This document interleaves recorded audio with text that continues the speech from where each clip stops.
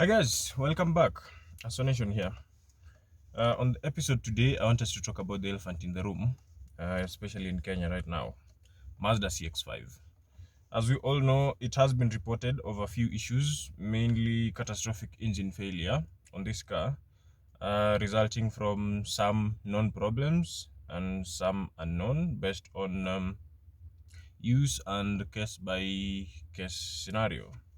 So this car, Mazda CX5, went into production as from 2013. It was launched in late 2012 and went into production from 2013 up to 2016 for the first model, first generation, the KE series. So this car replaced the CX7 that went out of production.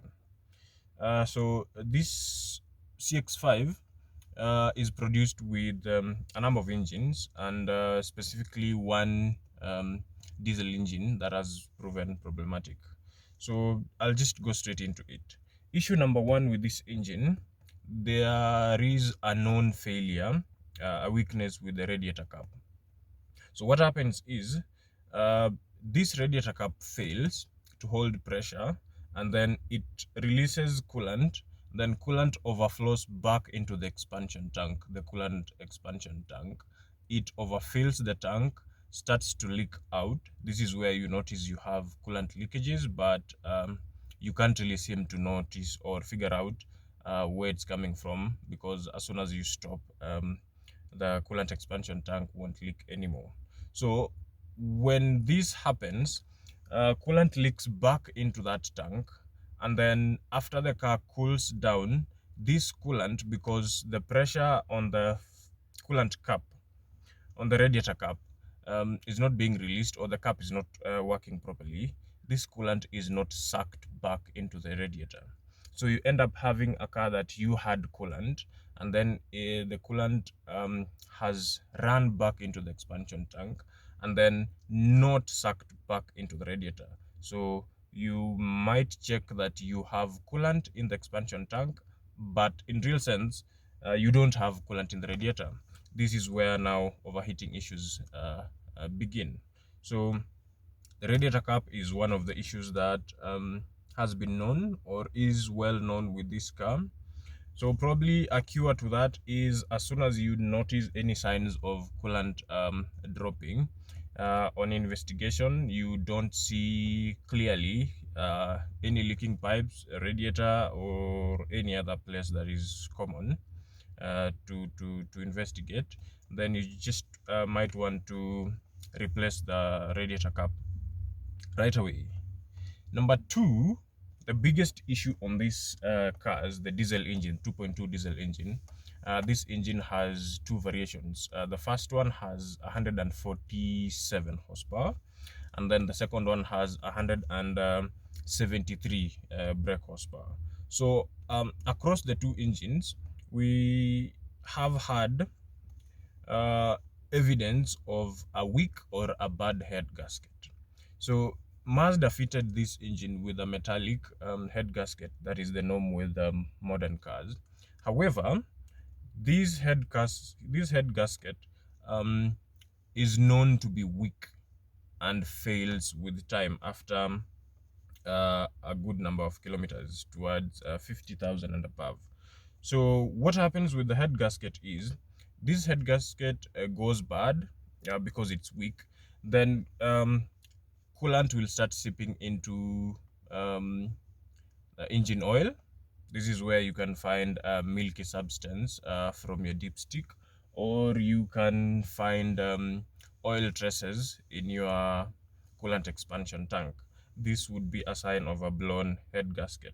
Further to that, you will start noticing that if you start investigating further with your engine oil, you'll start noticing that you will have some diesel smell in your engine oil, or you'll actually see traces of diesel in engine oil, as well as the car starting to smoke.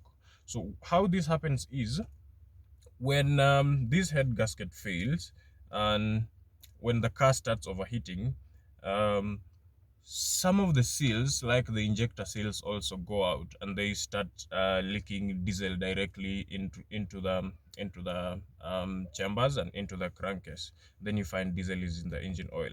So this one leads into something called oil dilution. So simply your oil is diluted with the diesel.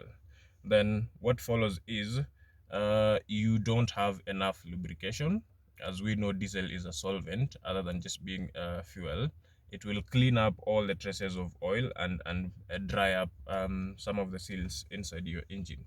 So this kills the turbo. The turbo seals will go. The turbo will just die. The car will start smoking. Further to that, when we have diluted oil, then that means we don't have full lubrication inside the engine.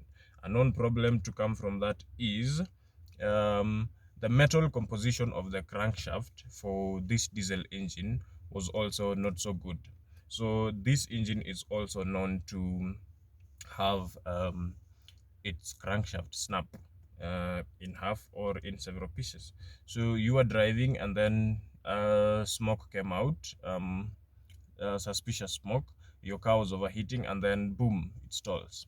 On further investigation, engine teardown, you find head gasket gone, turbo gone, and then you also find crankshaft in pieces. And this is what now necessitates an engine replacement. So this car is being imported in Kenya right now for 2013-2016 model.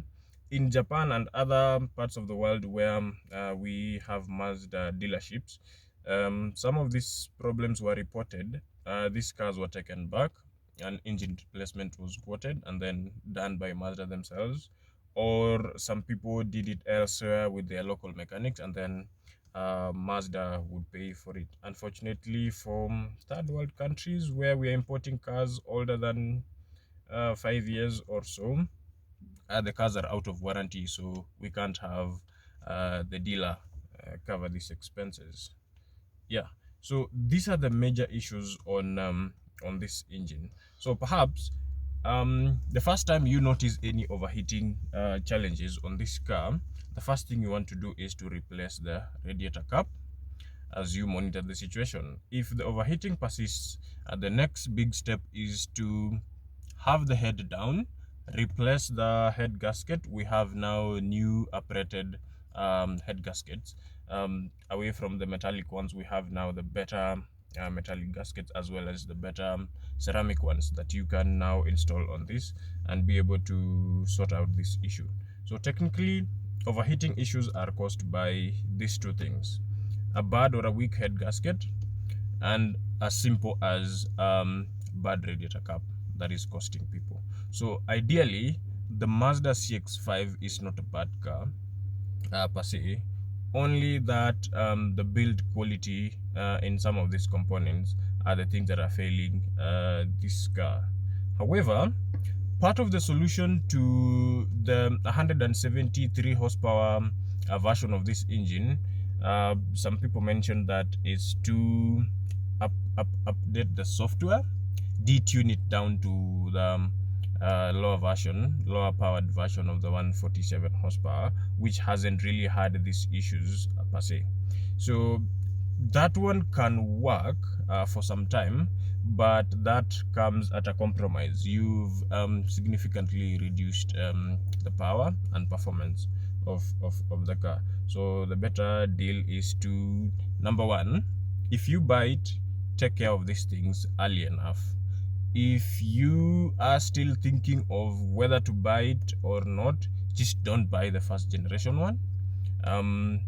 Add some more money, get the KF series that came in as from 2016, production year 2017. That one Mazda had tried to solve these issues, had tried to address these issues. But ideally, this is a good car. Comfortable, powerful for its size as well. Just to mention how good the car is, you know, Australia is a large country with a good population. This car has outdone the VW Tiguan. It has outdone the Hyundai Tucson. It also has overtaken the Toyota RAV4. as the most selling or the best selling SUV in Australia. So you can see how people liked it. In terms of performance, it gives good economy, mileage. It also has good interior space. It also is beautiful to look at, as well as the interior, the ergonomics of it all, as well as handling. It handles much better, much more better than its direct competitors. I would say second to probably an Audi Q5. Yeah, so those are just some of the things that are becoming a real pain to Mazda owners, but overall it's not a bad car, it's a good car. Don't be scared. Just find out when these things start happening, attend to them early enough, and then you'll be good. Yeah, so that was it that I wanted you guys to know about the Mazda CX5, to share how you can be able to narrow down and reduce the pain of owning this car. So subscribe, like, comment, put your questions as well as your feedback on the comments, and then also share for you to be able to get more content, as well as your friends on this. Subscribe. Thank you very much.